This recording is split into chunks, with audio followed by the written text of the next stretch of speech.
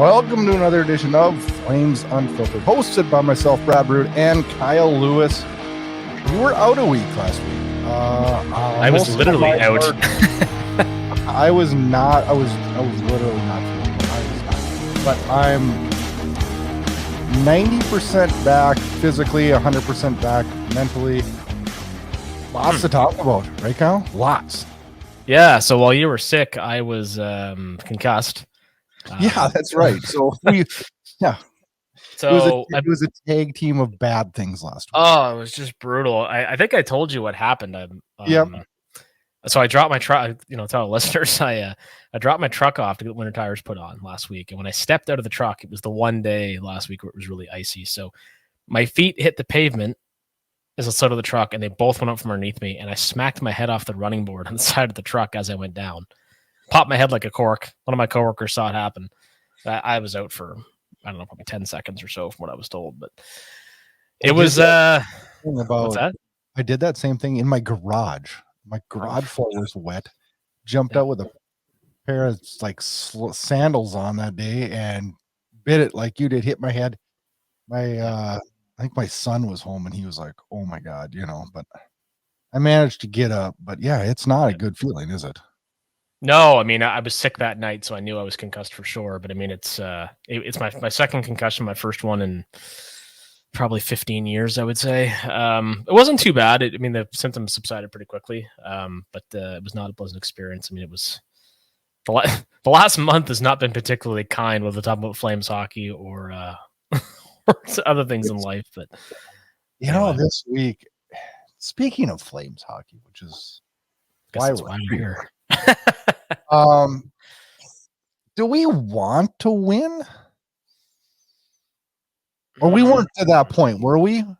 We weren't to the point where we were thrown in the towel, were we? Because I know it felt so doom and gloom for everybody that it made me wonder, like when we were winning against Saturday night against Seattle, I'm like, we want to do this, right? Because you almost feel like so frustrated it's hard to cheer for them. Yeah. Well, Saturday night was good. Yeah, and last night was a great comeback win.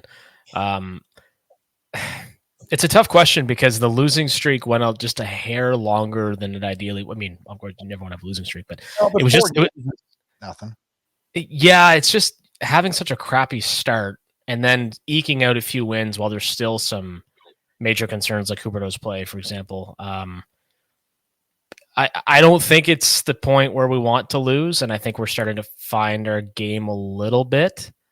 I agree.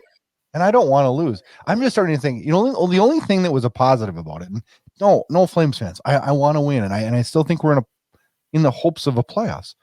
But at least when it was not good, I knew what was going to happen to Tanev, Hanifin, Lindholm. Who else am I leaving out? Hanifin, Lindholm, and who the hell else am I leaving out? Tanev, did I mention? Okay, at least I knew what was happening with the pending UFAs. Yeah. And I still think that's the way to go. In terms of selling? Yes. Of course it is. But we have to wait and see, but I hope we don't wait and see. And then I still think, how do I say this without being totally blatantly, brutally honest about Lindholm? I'm so unimpressed with him this year. Yeah, he hasn't played well at all. So I say you put $7 million down, and if he says no, okay, trade him for assets that we can use right now, because we'll get picks, but we'll also get a halfway decent roster player, right? Well, I think it's kind of getting it. We use the cap space to sign a halfway decent roster player. Yeah, potentially. It's almost getting to the point where a mutual parting of the ways would be beneficial to Lindholm and the Flames. He's not pushing the meter for us at all. No. And there's a ton of season left, but I think because he's such a valuable commodity, you got to kind of you got to keep your eye on that market and finger on that pulse the entire season. And no, he hasn't been particularly good. So, we'll see how the next few games go. I mean, we've won 2 in a row, which is a big change. And we saw some really good things from some younger players. And that's kind of it doesn't quite make him expendable because, these guys are so new to the league, but it definitely, and Boomer talked about this as well, maybe the cupboards aren't as bare as we thought. Like Connor Zary has been fantastic. Been our best player of the last 2 games, I think. And Martin Pospisil, that burst of speed last night against Nashville, I did not know he had wheels like that. So let's talk about this right out of the chute here. Let's talk about that. Okay, so Sloviev gets sent to the AHL. Osterley gets placed on waivers, clears, is assigned to the AHL. DeSimone goes up. They recall, or they put Dryden Hunt on waivers. He cleared, I believe, today, right? Assigned to the AHL. Yep. Rosiska's back from injury, played versus Nashville. And then we recalled Martin Pospisil and Connor Zary. And I'll tell you what, and you might have to call me down on this one. I can try. I am so impressed, honestly, with both of them, especially Zary. I am so impressed. So impressed. Mm-hmm. Like, tell me I'm wrong. Zary looks so much better than Coronado this year. It's not even funny. Well, yeah, absolutely. Reason being, at least in my books, is that Zary's had a lot of pro seasoning in the AHL, which is why Coronado's down there right now. And that's what I'm saying. This might be the best thing in the world because Matthew Coronado gets sent down. This is a one roster spot change I forgot to mention. He gets sent down, but if he can learn the pro game a little bit more, and I mean, I was so shocked at the impact those 2 players have had over the last 2 games. And I think let's not forget Nick DeSimone here, who's 28 years old, and I think he had 2 assists last night. He might have 3 since he's been recalled. I think he had 2 assists last night. It was his first multi-point game ever. Yep. Zary's played 3 games. I believe he has 3 points, right? He does. Yep. And you know what the thing is? He's jumped off the page to me. He's a needle mover for sure. So when's the last time we saw some? Was Monahan the last one do you remember initially jumping off the page right away? Because Johnny Gaudreau didn't right away. He had that one game, but he had 5, 14, and then he sat in the fall 14-15, and then he became was a bona fide star after that. Then he burst out, right? Yep. But I had no hopes for Pospisil at all, and I think he's been good, really good. He's got a real heavy game, and like I said, his speed really blew me away. He had some real tough injury luck too over the last few years. So I mean, his road to the NHL was longer than it probably should have been. But this is what we've been clamoring for years, and regardless of the team's record, despite the fact it's not that good right now, although slowly, seemingly improving. Conroy's doing exactly what he said he would. The kids are getting the chance, and it's going very well. I mean, even Soloviev, he played pretty well. He got to play in the outdoor game. I'm super impressed with him also. And I look at him being penciled in for the future. When I do the depth charts 3, 4, 5 years out, he's going to be a key player on this team. He really is. And we got Sarangovic going a little bit now. 2 games have really, really spurred on some positives. And Kadri too. Let's give the devil his due. Kadri had a fantastic game yesterday. All right, we don't usually do this so quick, but we're going to do it right now because that brings us to the X factor of the week. I know, hey, welcome to your 10-minute episode. You brought it up, and we're going to fly off down right away with it. Greg Bronert, 3-7. We got the Flames record there. Peltier fan, 23. 4-7-1. It is 4-7-1. No. Kadri with the big middle finger these last few games to all the Twitter fans who have roasted him all season. And the reason I picked this one is because I've been one of them. I've been very harsh on Kadri. And I'm not letting him on the hook. I'm not letting him off the hook because he's had some very unimpressive games. Yeah. But I've got to give him credit. He's been really good the last 3 games. Really good. Yeah. Well, he got some great line mates that I guess he's been quite the mentor for Connor Zary, and that's it's great to see. And Greg's right. I mean, and like I just said, I mean, it wasn't just you. I mean, usually you'd speak up, and I kind of yeah, Brad, that's right. I kind of had your back on it as soon as you said it first. He was frustrating me really, really bad. And you know what? There was a point. Okay. Megan Mickelson was talking after the Flames game against Dallas. And there was a goal in the Dallas game where Kadri just flat out didn't back check, just let the guy go and he scores, right? It's unreal. She is talking after the game about how hard he's been working and how good he has been. And I'm thinking, are you out of your mind? And in the second period break, the Sportsnet TV crew signaled in on or singled out Kadri, showed the highlight and said, this is work ethic that's unacceptable. You cannot do that. And it's like, oh my gosh, we all see the game differently. We do. Well, you know, and I've said this talking to my buddy that works the Blue Jackets before, like as a scout, like some of these people, I'm not going to pick on Megan Wilkinson by any stretch. And I'm just using that as no. But what you like all year. Hockey images that preceded unfortunate events, hilarious Twitter account, one of my favorites. And they post that picture of Anthony Stewart declaring that Jack Campbell is going to win the Vezina Trophy when he signed with the Oilers. Yeah.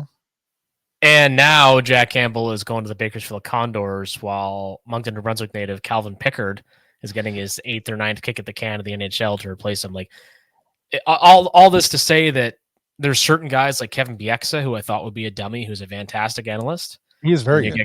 And then you get guys like Anthony Stewart. It's like, you actually played pro hockey? Like, are you kidding me? Anthony Stewart. Well, I hate ripping up people, but I'm gonna do it anyways. Anthony Stewart is the worst analyst out there. Wow. Yeah, I can't necessarily disagree. Now you're going to find a bad opinion with everybody. I mean, I had, before we really get into the season, I was saying Coronado could be a Calder candidate with enough opportunity. Now we just need to make sure he's a full-time NHLer. I predicted that, and I still might be okay in this one. I predicted Cam Talbot would be a Vezina finalist this year. He's been good. They actually have a very good goaltending tandem. But I've also predicted some really crappy things too.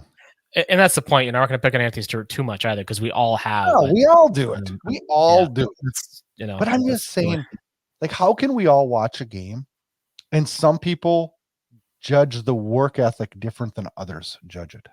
And I feel I'll do to my dying day, every market, and the Flames are included, we always have a whipping boy every year. Yeah. Who gets unfairly criticized. And we always have a guy who seems to kind of scoot under the media's harshness radar every year. And I feel like that's been Kadri this year. I feel like Lindholm might be the next in line for it. Well, he's got to get going. He's got to get going. Well, and I guess that's, probably a good segue. And thanks to Greg, by the way, for the X Factor this week. And thanks, Brad, for pointing this very much. Yeah, that's there's no better one to pick under the current circumstances. But I guess I'll use the Lindholm thing because he's, now that he's on our radar for performing so poorly of late, we could talk about Jonathan Huberdeau. So I think the elephant in the room, isn't it? Yeah. Huberdeau, the play that really, really bothered me last week, we've seen it so much from him, was trying to pass that puck down low to Dylan Dubé when he had all kinds of room to shoot. Mm-hmm. Like, that's a guy, and he's one of the most gifted passers in the league when he's on his game. But like, you can't when a guy passes up that type of opportunity, to me, it just screams you got no confidence in yourself, right? Because the likelihood of getting that puck to Dubé was not particularly good. So a lot's been made about the fact he didn't play in the third period, and Ryan Huska, I thought, gave a very professional, very pointed explanation as to why. And Huberdeau, some people are like, oh, he didn't take enough responsibility. Yeah, okay, I get that. I thought he did. I thought he said all the right things. He's got to get going. And I think he said it though. He goes, I don't know what's wrong. If I knew what was wrong, I wouldn't have been benched last night. Well, did you see the article that was written about him recently and about why he may not be succeeding quite so much? Let's see if I can find it here. But it was interesting looking. But Kyle, everybody keeps saying, well, maybe he's not playing with the right guys. Well, I'm sorry. He's played with 10 different guys in Calgary. And you can't tell me that all those years in Florida, he was just playing with the perfect guys. And you know what? If he can't be a little bit more adaptive to still be a quality NHL player, then is he really a quality NHL player? Well, this is the thing. So Vanessa Keswer with Sportsnet wrote this really interesting article on the problems with Huberdeau. And she pointed out the things, the one that stood to me the most was that the lack of active defensemen in terms of Calgary's puck movement, their rushing and all that. So she did a really, really articulate, almost scientific breakdown of Huberdeau's play in Calgary. And it really pointed to what a lot of his problems are and you could say the same thing potentially of, say, Johnny Gaudreau in Columbus, right? I mean, the points have not been there. That's not to say that he's not a good fit there, not a fantastic elite hockey player. It's just that switching teams, switching systems, switching teammates is a lot, right? Yes, but and I'm gonna pick on Johnny Gaudreau here for 1 second since you brought it up. This is not the first time Johnny Gaudreau has had this happen. He had this happen in Calgary. He would go off on 10 games, lackluster effort games. He did it in Calgary. And then he would come out of it and be the point guy that we know and love. But he had stages where I wanted to strangle him because he would be soft on the play and we all, he's not the only player that's done that. But a lot of players, it's pro hockey. I mean, are you 100% at your job every day you go? God knows I haven't been here, right? So and Johnny Gaudreau, he proved me way wrong. Yep. I admitted it on this show. I mean, I believe that's right when you were guesting on the show, and I had to eat crow and say, you know what? All right. Yep. But he's done this before, and he got benched in Columbus, and he's going to be back, and he's going to be a great hockey player for them. He will. But there's not many great players that don't get benched at some point or another. There's stories all over the place. Yeah, and people make such a big deal of it, but I mean, it's the right thing to do if the guy is not going, and if the coach is a good communicator in any case, whether it's Columbus or Calgary or anywhere else, that's like, listen, like, we know you're struggling. We're trying to, find the right line mates, the right opportunity, the ice time, the power play time, whatever. These other guys are rolling. We got to try and get 2 points tonight. So that's just the nature of the game. So it's easy to sit here and shit on the guys, and obviously in Calgary, Huberdeau was the target because of the the money he makes and the term and all that. But this was never going to be a quick fix. I don't understand, though, what we're going to do to get him through this. Well, there's a few things that got to change. And like I said, defensively more active might be one thing, but the power play, the zone entries have been terrible. Once the power play set up, the puck movement's fantastic. I really enjoy watching the puck movement, but getting the zone and keeping the zone has been a real problem for them. I remember when he first got traded here. I remember it was during this, it was obviously in July, and I remember in that August or so, that was when you were prepping to come onto the show, and me and you had a lot of conversations about what we were getting with Huberdeau, and I was excited as hell. And I remember a preseason game, and I want to say it was against Winnipeg. I may be wrong on that, but it was a preseason game right when he got to Calgary. He made a play along the boards. I thought, this guy's golden. we're going to love this guy. Right. Yep. And now I watch him along the boards, and it's so many turnovers now along the boards. And it surprises me. He's broken. There's no other word for it. He's broken right now. Well, I'd mentioned at the time that my buddy Danny Flynn had talked about Huberdeau as possibly the best player in the league along the boards in terms of his puck control and his movement. And that, if you look at highlights of him, you can certainly make a case for it. And we talked about last year playing as off wing was a serious mistake. I think that Daryl Sutter made amongst some others, but that was a huge one. So I don't know.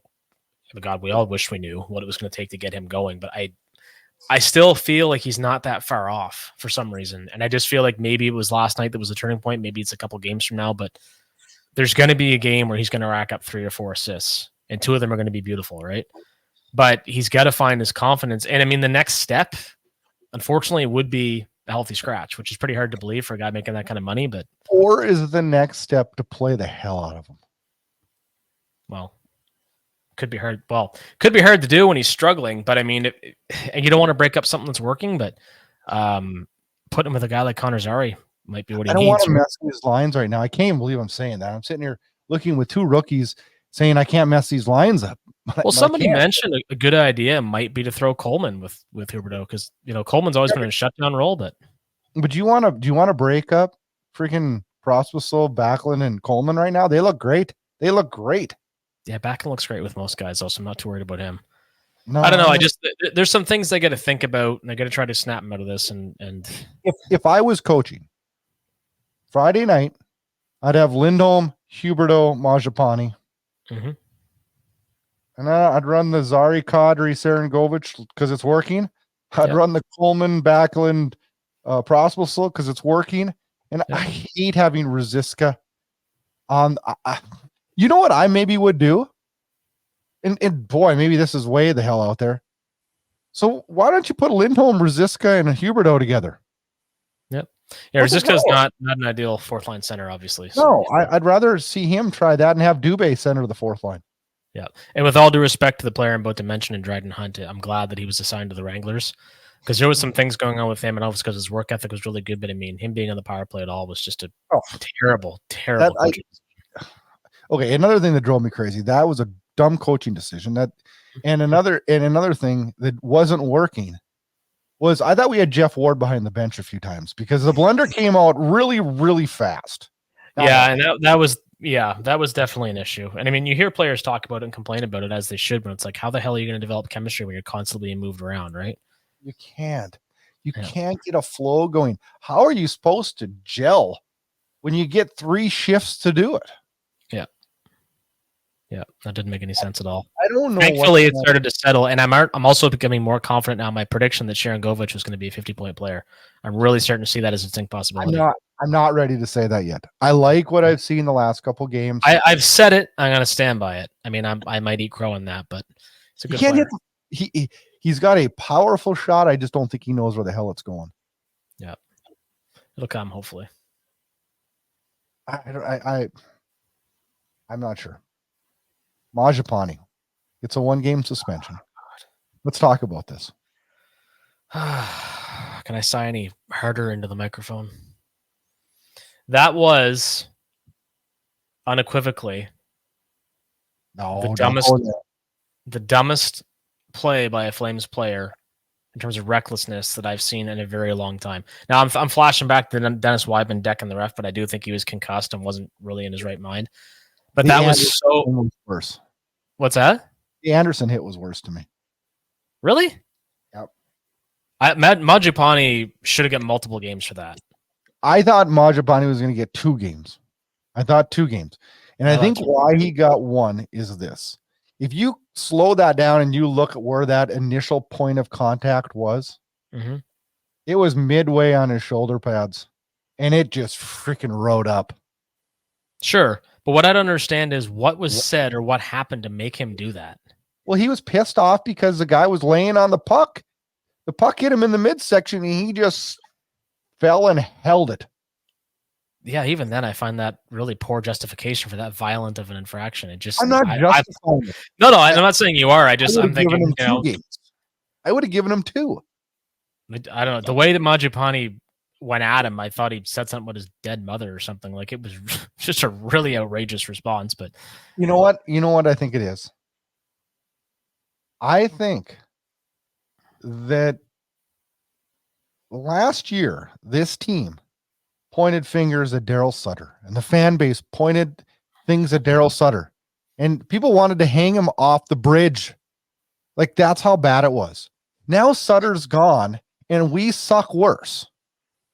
And I think everybody on the organization, the players, the fans, they want to freaking scream right now because we're so damn frustrated. And I think the players are too, because guess what? The players can't throw excuses this year. It's freaking on them. This is on the players. So they're frustrated as hell. And I think that's why we've gotten reactions from Anderson, Mangialpane, heart and soul guys that aren't that type of players, but are pissed off right now. Well, they got to find a way to reel it in and channel it better then. Because it's going to be a long season. I don't disagree, but you know what? Now, wins changes things really, really quickly. Yeah, you know what's disappointing, though, about the win last night, and this is really trivial of me in a sense, but it drives me nuts. Jacob Markstrom had a really strong game and still couldn't post a 900 save percentage. And neither one of those goals was his fault. Couldn't post a 900 save percentage. It drives me nuts, man. You know what I was really good about him last night is when it was all said and done. I never thought much about him last night. And I thought, you know what? That's a really good sign, Brad. That's a really good sign. That was his second win, correct? He's got the same wins as Villar. Yeah, they each have 2. Yeah. I thought Villar was really good against Seattle. He was, yeah. That was a good game from him. I was impressed. But not that he's out there to impress me, but I was impressed. The numbers are still not there. We got they're both 0.896 and a 0.844. Numbers don't lie. Numbers don't lie. The guy behind me was a 938 and a 169 GAA. You know what I mean? Like, think about that. If he's on this roster, what are we, 7-4? Oh yeah, probably. Right? Look at Vancouver. You got to get tickets to that, by the way. We got to meet up in Calgary for that retirement game. Oh, that would be fun. So think about this. Look at Vancouver. Yeah. They are getting Vezina quality goaltending from Demko. Yep. And it's taken their shitty defensive group, albeit they've made some really good changes with Susie and Feronic. Very good. Yep.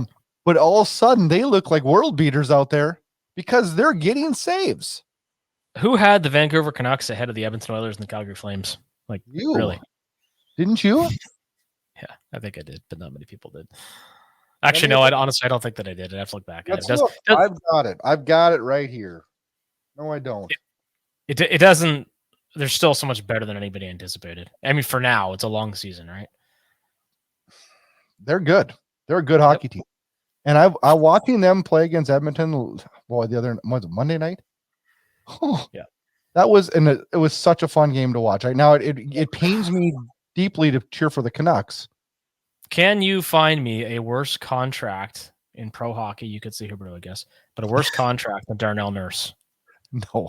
Holy Lord, Evan Bouchard. Holy Lord Jesus, I can move people out from the front of the net better than he can, and he is 4 times my size. I don't get it. He is not a good skater. I don't know. It's like a terrible version of Chris Pronger. Like I just don't get it. I don't know what Edmonton does to get out of this. They can, I always used to say, well, they're so talented they can score their way out of it. But they've got Bouchard's making almost $4 million, and he makes Erik Karlsson look like a good defender.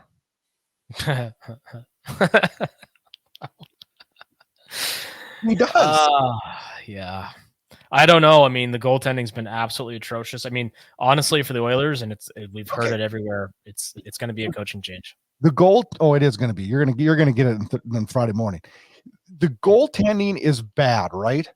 Mm-hmm. But if you don't back check and play a system that has any semblance of defense in it, that's the result you're going to get. Well, Matthias Ekholm also said I think he said something like, this is the worst start to a season in my career. Like, what? And he was their big acquisition last year. Why do you think Martin Brodeur had such good numbers? Number one, he's a good goaltender, but he played in a system that focused on freaking defense. Oh, anybody that tells me Bernie Brodeur was a better goaltender than Dominic Hasek's an idiot. Like, Brodeur is a fantastic goaltender, but those Devils teams, man, played in a system that allowed him to excel number-wise and in victories. Yep, exactly. It's a system thing. I don't know. I don't know how they don't see that in Edmonton. I'm sure as hell depressed with the way our season's going, but if I was an Edmonton fan, I'd really be pulling my hair out. Yep. Yeah, we didn't 100% know what to expect. The Oilers expected a hell of a lot more than this. Do you know that the Athletic comes out daily? They adjust their projections for the end of the year playoffs. They, as of last night, have Calgary finishing the year with 91 points and a 42% chance of making the playoffs. Yeah. They have Vegas 109 points, Vancouver and LA 103, Edmonton 84 or 94, and us 91. Yeah. That's going to change a lot again in the next week, but it is. Vegas is coming back down to earth. The Flames are improving. The Oilers can't possibly stay this bad. There's no way the Oilers can stay this bad. What do you think about the Daryl Sutter to Edmonton rumors? Those aren't rumors, are they? That's not even. That's just Twitter jive. I don't know. Is that just socials going crazy?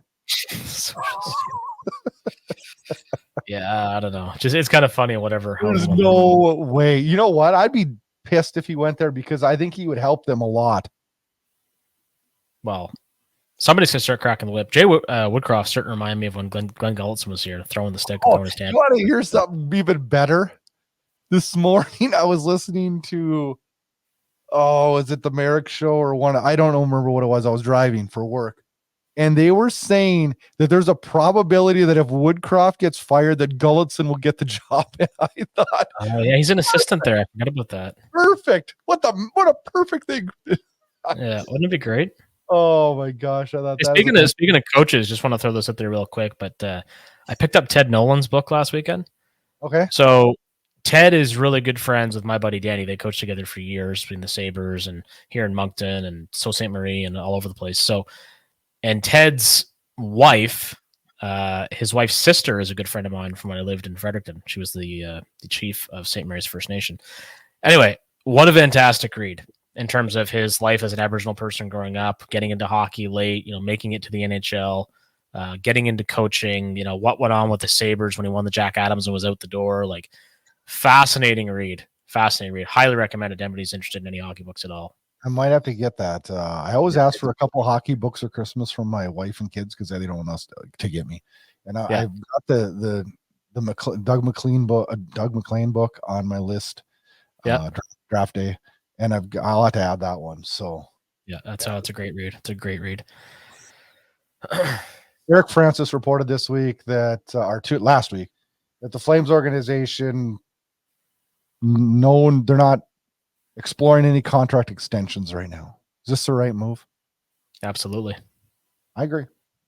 I thought you'd agree. Okay, moving on. Well, I mean, all told at this point in the season, how can you possibly? I was hesitant about contract negotiations beforehand because again, this team has not, apart from a couple second round appearances, courtesy of guys like Johnny Gaudreau who are no longer here. How do you continue to roll out a roster that is just not getting it done, and then throwing more money at guys that? And I'm not picking on individuals here, to be clear. Noah Hannafin could get traded somewhere else and be a huge contributor to a Stanley Cup winning team, for example.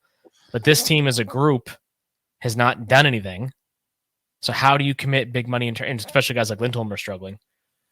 You just can't. If we're 7-4-1, yeah, I could see a couple of contract talks. We're not. We're 4-7-1. You know what? Here's where I sit with the contracts. I don't feel comfortable, and I said this earlier in the show. I don't feel comfortable opening the checkbook up for Lindholm right now. I don't feel comfortable opening the checkbook up for Hannafin right now. Tanev, I feel like we need to trade him because I'm just like, every time he falls into the boards, I'm just like, oh, we need to get assets. Don't get hurt. I just feel I worry about him. I love the way he's a guy, depending where we are. He's going to get rested close to the trade deadline and ultimately be moved for it's going to be similar to the Benoit Charrot trade, only hopefully even better. That guy fetched way more than he should have at the time, first round pick. Tanev for a playoff bound team will do the same thing. I'd love to see him stick around if this is going to be a competitive hockey team, but to this point, not sold. I would almost sign Zadorov right now and feel comfortable. I like the fact we have Zary and Zadorov, Big Z and Little Z. Yeah. If people are looking for a nickname for Zary, I'm going to throw Little Z out there. Oh, geez. That's about mostly a relative term, but anyway. Oh, I don't know what I want to call it. I like Zadorov too. He wants to be there, so it's hard to let him go. Well, I look at what we could get for Hannafin, Tanev, and Lindholm, and I'm like, we could fill these cupboards with youth, and if Zary and Pospisal can stick, and then we got Pelche coming and Coronado coming, Hanzik in a couple years. Like, I feel like we can inject and mold this group a little. Like, this would be not the Brad I met a couple years ago. A quick no, it's not, and I don't even know if I even like myself right now, but I feel like it. You can call it whatever the hell you want. You can call it a rebuild. You can call it what. I don't give a shit what you call it, right. But I call it that I want to have a competitive team each year. But see, this is what was missing each year, and this is what Red Warner had to do. If you change out a couple pieces and you put in some youth there, and then you add maybe a veteran that you sign as a UFA at a decent price, you just kind of mold this group. I mean, I know we still need a number one center. We do, but number one centers don't grow on trees. You can't just pluck them down and say, that's our guy, right? But we can't go and overpay a Lindholm if he's really, truly not a dynamic number one center. No, it'd be a terrible move. Right. But this is what Rhett Warner was saying, I think this morning, actually. Get all of these guys play, and all the successful teams, all the cup winning teams have all integrated strong young players in the lineup. Connor Zary, like you can't find a better player in the ice for the Flames right now. If he's not in the lineup, this losing streak could have continued. You know what everybody forgets is that when Calgary won the cup in '89, we had a young Theo Fleury that was playing out of his mind. We had some youth on that team too. You need, especially in a cap world, you've got to have some of those ELC contracts that are producing for you and helping you move forward. But you can't with this team. This team cannot saddle themselves with long-term overpriced contracts like I feel like we were going to give Lindholm. Yeah. I don't think he's Lindholm. I think he's a great hockey player, but he's not a dynamic number one center. That's one of the best trades the Flames ever made, was the one that brought him and Hannif into the Flames. It is. I love Lindholm. I do. I cheer for him all the time, but it doesn't mean I want to overpay for him. I still love the idea of trading him to Columbus for Kent Johnson or some kind of a package like that. Speaking of trades to Columbus, you saw it on Twitter, the trade Johnny Gaudreau for Jonathan Huberdeau. And I laughed when I first saw it, right? But I thought, man, what would happen if we retained $2 million of Huberdeau and traded him to Columbus for Gaudreau? Now I know they both have no move clauses and this is never going to happen. I'm hypothetically speaking. But if we retained $2 million and got Gaudreau back, how fun would that be? There's nothing I'd rather than have him back. And I mean, and then you re-sign Lindholm for $7 million. Yeah, I don't know. It's fun to do these things, and like, you know, I was talking to Jim Gaudreau today about it. And I mean, everybody, you know, Pinder jumped all over his tweet about, you know, just how do I say that?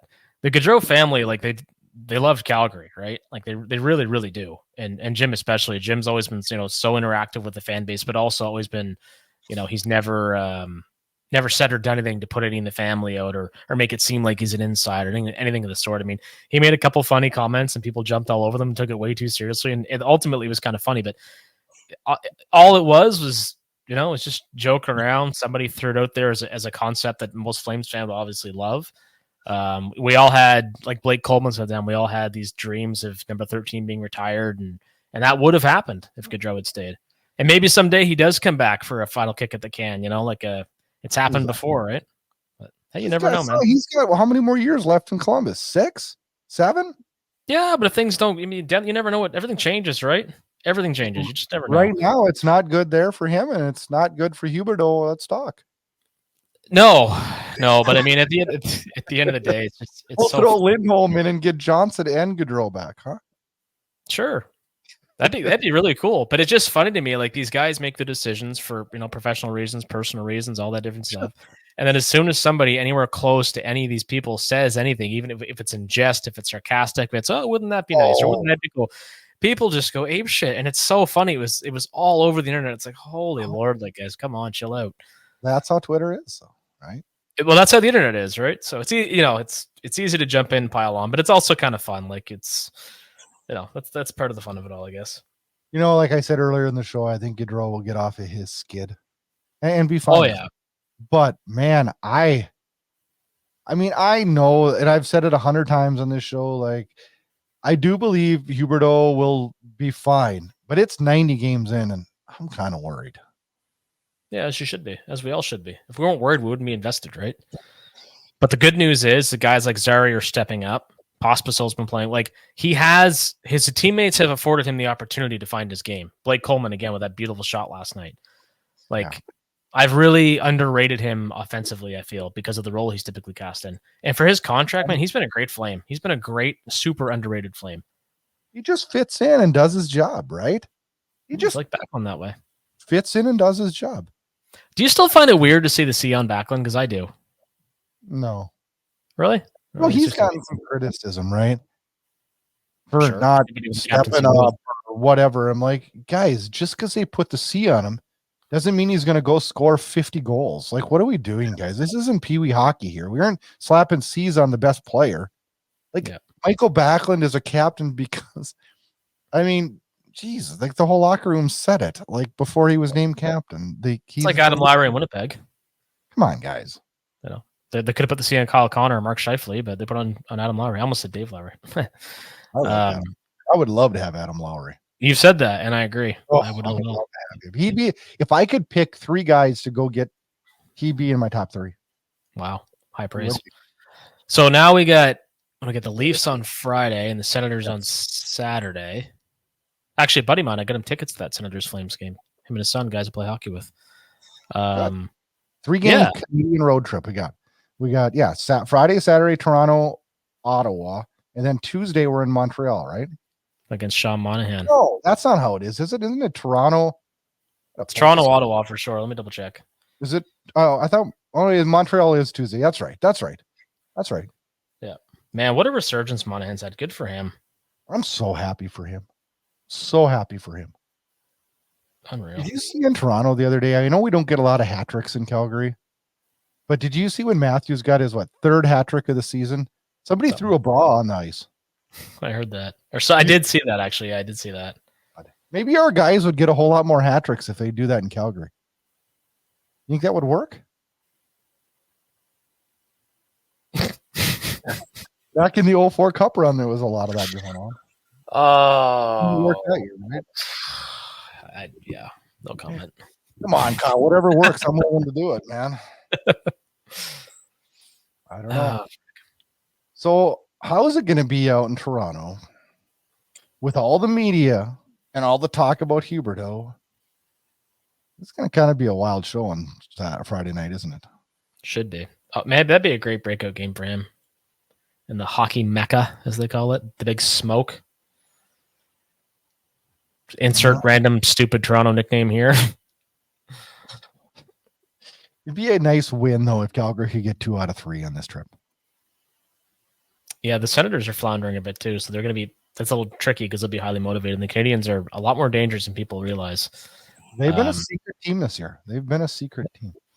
Right tweaks, they could be battling for a playoff spot right up till March. I mean, if the goaltending hold, you never know. They need a lot of help, though. Well, don't you think? I mean, I look at those standings and I'm like, oh man, they would need just a lot of good young players, though, right? I mean, those guys can roll for a while, so it's so hard to say. That's what makes this game so great.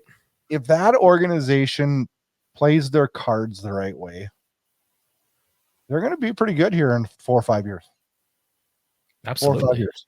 Yeah, absolutely they are. They're on the right track for sure. They got to get their big picks to pan out, though. Yep. They really do. Oh yeah, absolutely. Slavkovsky, that's been a rough adjustment bringing for him. Yeah, it has been a little bit of a circus show, but he's showing bits and pieces where he can really play the game, and it'll be interesting to see how that all pans out. He's at that point now where he's almost a press box candidate for a game or two. Very similar to what's going on with Coronado being back with the Wranglers or being with the Wranglers, I should say. Absolutely the right move. We know he's going to be back sooner than later, but you've really guys like Sam Bennett, I felt got thrown in the deep end way too quickly. Starting in the 15 playoffs, they really ruined his development because I think if they hadn't done that, he's probably a 60, 70-point scorer in the NHL. Still a very versatile player. I miss Sam Bennett a lot. I really do. I hated to see him go because I thought he was unjustly the whipping boy a lot of times, and he probably. I always think back that 4-goal game against Florida back in 2015, I think it was. I always think back to that. In 2 years from now, are we gonna sit and go, think back to that hat trick for Zadorov at the end of the year last year at San Jose? Are we gonna? Jeez, that's what we have to reminisce about. Holy Lord! Didn't who else had who was our first round pick? Feaster picked Jankowski. Remember when Jankowski rattled off 3 in 1? Oh gosh, that pissed me off so bad. Yeah. That was so unfair. Like Jay Feaster saying like he's like Joe Newendike. Are you kidding me? Like, don't ever say things like that. I remember being in a meeting one time and they called this guy Danny 2.0. And Danny was right there. It's like, okay, so you're immediately drawing comparisons between the old guy and the new guy. Like it's not a. I know how it's meant. It's like this is going to be my guy in this position, but it just sets things up for failure in a sense. It's like he's his own person, he's his own player.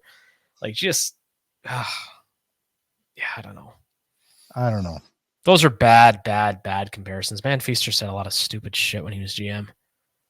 Do you feel better now? We'll leave with this, but do you feel better now this week than you did last week? About hockey? Yeah. yeah, that I do. I mean, I feel better about non-hockey stuff this week. Do you feel better about hockey stuff? About hockey stuff, yes. Yes. Yeah. Everything else, no. But hockey, next week, you're going to feel better about both life and hockey, right? Hockey is life, according to the thing on my wall. Yeah, it's only 2 wins, but there's a lot of good things to take from it. Toronto is going to be, especially in Toronto, is going to be a big test. That's a lot of firepower.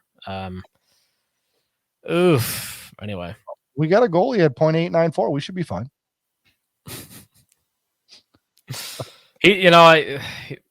I think at least for all the issues you've had, I mean, Markstrom's been good. Actually, been pretty darn good. He's been really good. Yeah, he's made some really, really key time saves. He has. Some huge ones. Yeah. He's played better than his numbers. Yeah, absolutely. So they'll start to rise. No.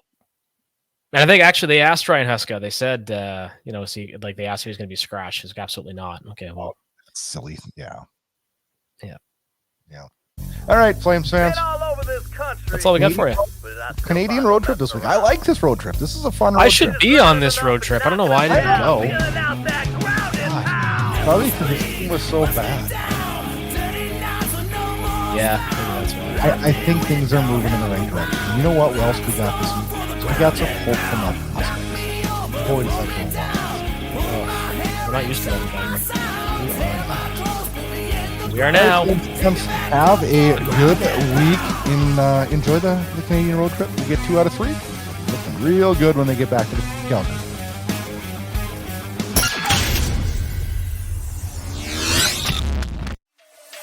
Thanks for listening to Flames Unfiltered with Brad Burud and Kyle Lewis, your source for unfiltered Calgary Flames hockey talk. Keep it locked on flamesunfiltered.ca. Subscribe where you get all your podcasts to never miss an episode. Flames hockey talk every week, presented by Inside Edge Hockey Media Group.